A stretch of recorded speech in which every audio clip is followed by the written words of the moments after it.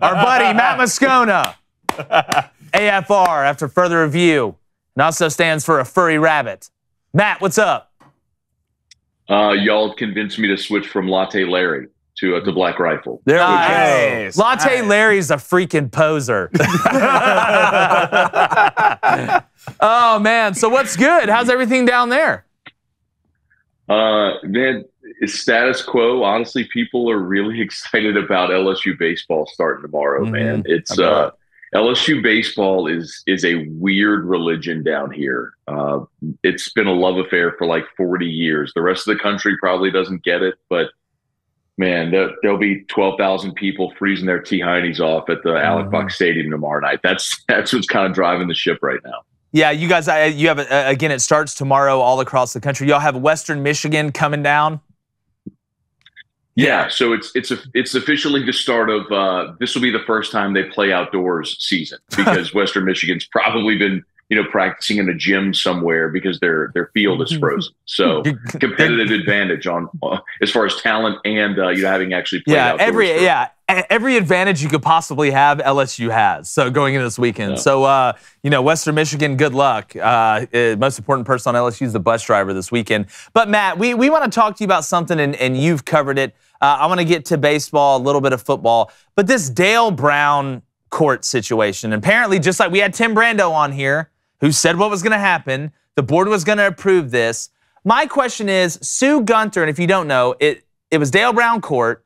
They named it after, they did the whole ceremony. Dale Brown's there, guy who, obviously huge for LSU basketball, won the SEC, went to the Final Fours, I believe as well, because LSU's never won a national championship in basketball. But just because of some, in my opinion, woke ideology, Sue Gunter's name gets on the court too. And look, Sue Gunter was great for LSU. She didn't never win anything. I'm sorry. And you already gave her a statue?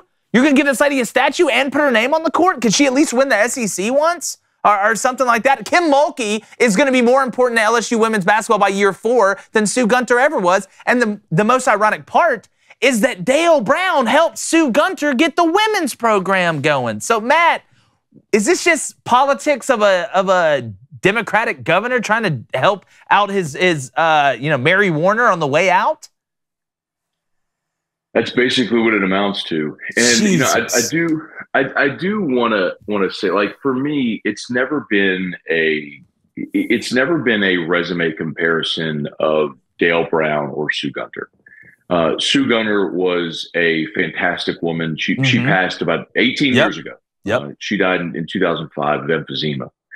But Sue was a pivotal figure in LSU history. So for me, it's never been compare their resumes side by side. For me, the point always was you went through the process. The board voted to name the court after Dale Brown. There was a motion to co-name it, and the board voted that down a year and a half ago.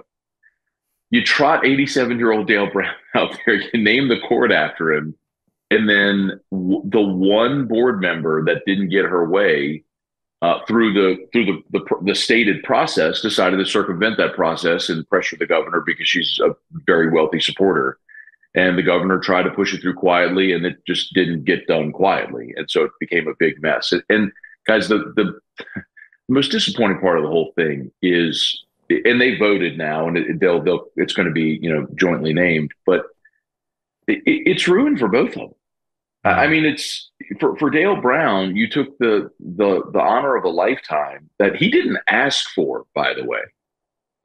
He never openly campaigned for it. Dale never said anything publicly throughout this whole fiasco. You took the honor of a lifetime and you diluted it. And the real shame is they used a legendary coach who's been deceased for 18 years as a political pawn in this game.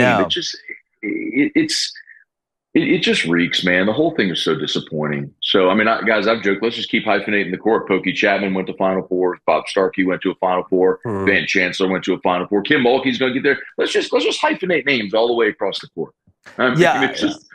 It's absurd. Yeah, it is. And I don't want it to come off like I'm attacking Sue Gunter. I'm trying to give our audience context of kind of who did what. And again, she didn't want, I don't think she would have asked for this, to be honest with you. I don't know her, but from what I've heard from you and Tim, I think she'd have just been fine with the statue inside the arena or whatever it is. But again, this goes back to, and I'll say this, Matt, I know you may want to stay away from it. This Mary Warner's her name, all right? She's an heiress of a billion, like almost a billion, like a ton of money. She basically is the biggest political donor to this Democratic government. She's a huge person of the Me Too movement. All right, basically she's a walking, screaming dragon Karen. That's what it seems to me. But it's the truth. Yeah, I mean, Mary Warner is the one, and remember, the governor appointed every board member.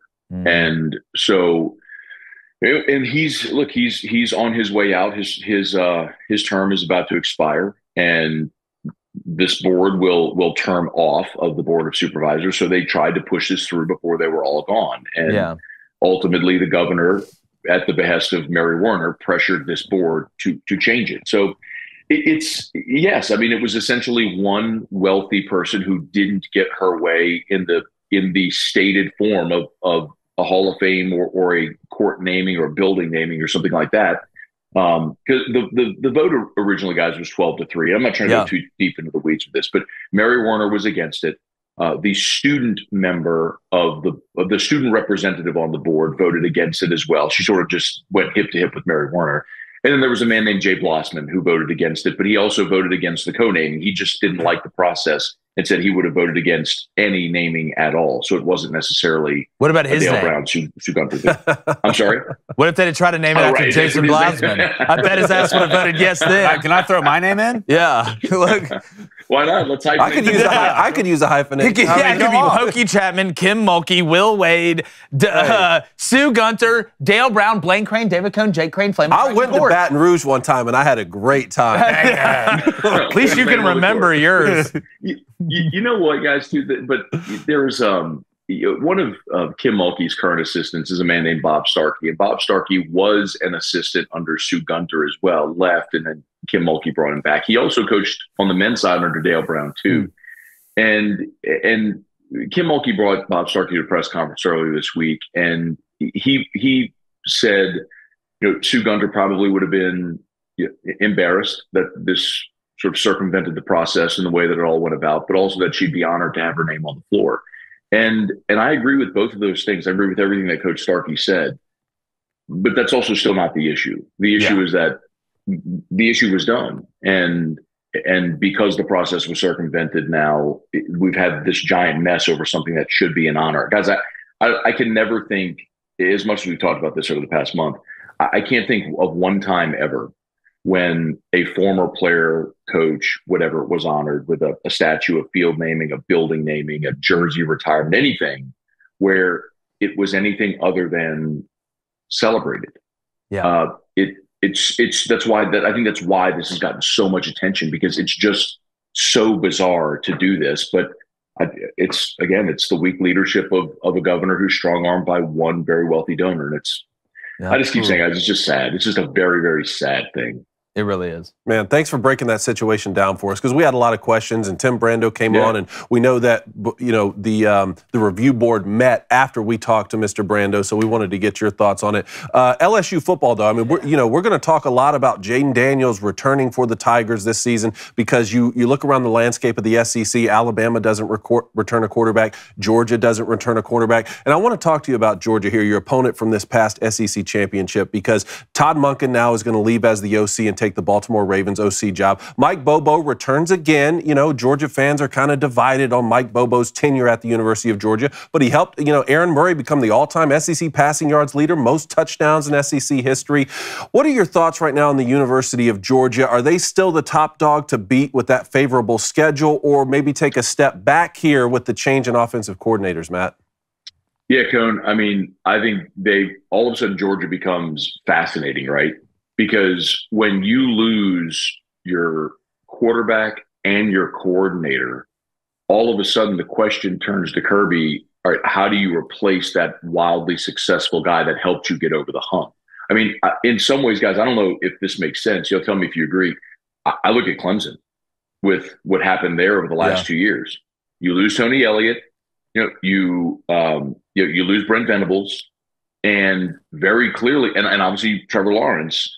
And very clearly, Dabo didn't replace them effectively. I mean, Streeter was there for one season as the OC, and he's out, and now they're bringing in Garrett Riley. So, I think we sometimes don't emphasize enough the importance of that staff turnover. Like Nick Saban has basically blinded us all with that success, that it doesn't matter who they lose. He just keeps on coming.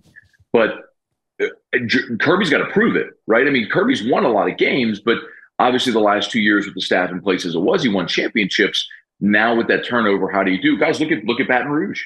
Look at LSU in 2019. When Ed lost his staff and had to turn it over is when the thing started to crumble because he was not capable of hiring. He brought in Bo Pelini to replace Dave Aranda and fell on his face. I mean, it's I think because of that, I think Georgia becomes a fascinating watch this year, and what would have otherwise been a very boring, mundane, dominant season for Georgia.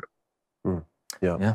Matt, let's talk, first of all, Matt, great seeing. Let's talk about LSU baseball and kind of get your prediction. What do you think they are? But let's look at what they added. A little bit of pitching problems last year. You're one win away from going to the NCAA Super Regional, but you add Jay Johnson, added UCLA freshman Thatcher Hurd. You had Paul Skeens, Vanderbilt sophomore Christian Little. Already winning the portal. You bring some key bats, and you get Tommy Tanks. First of all, I even know the kid is automatically my favorite person in baseball. If your name is Tommy Tanks, you can drop Tanks. All right, that's the only way. Give me your predictions for LSU this year. Is it championship or bust? It's hard to say championship or bust, Blaine, because anything can happen in baseball. We know that, especially in college baseball with the format. Look, Tennessee last year was the most dominant team in college baseball, and they lost a home super regional. They didn't even get to Omaha. So weird things can happen. Guys, Coastal Carolina won a national championship a few years ago. In 2008, Fresno State was literally the last team in the field, the last 4 seed in the field, and won the national championship. So weird things can happen. But yeah, guys, like this is I'll give you this perspective. I have a buddy who's a longtime MLB scout and like 27 years. And after the very first practice in fall, with all of this assembly of talent, he called me. It was about 9 o'clock at night. My phone rang. And I knew it was him, and I knew he was leaving practice. And so I picked up the phone. I said, "They win in the Natty?" He goes, "Yup." He said, in 27 years, that's the most talent I've seen on a college baseball team. I mean, guys, if you like Dylan Cruz, Paul Skeens, these may not be names that your listeners know right now, or your viewers know, but both those guys are going to compete to be the first overall pick of this summer's draft. Yesterday, Baseball America put out their 2024 top 100. LSU has 4 of the top 8 for 2024. Throw it. I mean, it's a little like it's absurd. I mean, Jay Johnson has done an incredible job assembling the most talented team in college baseball. Yeah, you can have the Tommy Tank's name is fire, but I'm taking Dylan Cruz. What did Dylan's a center fielder, right? I could not know anything about Dylan Cruz and understand the dude can hit 22 tanks last year. Yeah, I guarantee you can hit all field. He had 22 tanks last year. A lot of baseball is in the name. You know, that's why I'm leaning if I have a boy Easton. Hell, I'll name him Omaha if I got to. I mean, that way either he's great at baseball or can play quarterback. You know what I'm saying? Omaha. But Matt, before we let you go. Or maybe he's a butcher. Yeah, look, just bring in the bacon. More of those. Just bring in the bacon. All right, I'll be here all week. But Matt, tell me real quickly before we let you go, why does LSU win the SEC West next year in football? Well, Jaden Daniels returning is huge, but also you look at the games you lost. Tennessee, you replace with a road game against Missouri.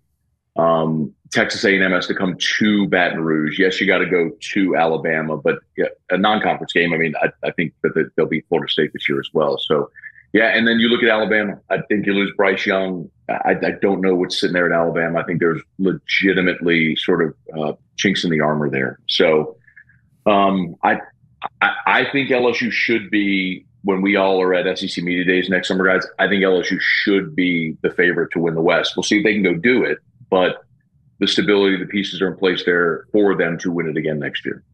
Definitely. Well, Matt, great stuff. Tell everybody where they can find your work. Yeah, man. You can spell my name. You can find me on the internet. I'm on every social media channel and the afternoon drive on ESPN radio stations throughout Louisiana. You can stream us at 1045ESPN.com or on the 1045 ESPN YouTube channel. Nice. Well, Matt, we appreciate it. It's always great talking to you. I'm sure we'll have you on again soon, my friend. Enjoy the baseball season. All right, fellas. We'll see you. Thanks, buddy. Appreciate it, Matt. Great stuff. Hey, YouTube, appreciate you checking us out. We want you to help us join the fight to save women's sports from men. Best way to do that, hit that subscribe button, share the show. We're going to continue to talk about it, not just for Riley Gaines, but for the little girls out there who haven't had their opportunity yet, and we don't want that opportunity stolen by biological males. So hit that subscribe button, share the show, because like I said, we're going to keep getting this point hammered home, and we need your help. Thank you.